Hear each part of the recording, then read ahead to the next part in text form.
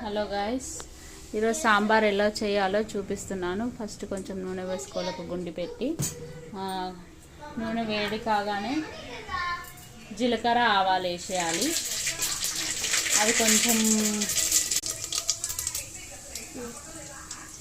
మళ్ళీ పచ్చిమిర్చి స్టార్ట్ చేసినాను. పచ్చిమిర్చి వేయాలి. తర్వాత ఆనియన్ వేయాలి, కరివేపాకు వేసుకోవాలి, ఇంకా కొద్దిగా పసుపు వేసుకోవాలి. బ్రౌన్ కలర్ వచ్చే వరకు చూసి ముందుగానే పప్పు రుబ్బు పెట్టుకున్నానండి కుక్కర్లో వేసి. అది ఇందులోకి వేసేయాలి.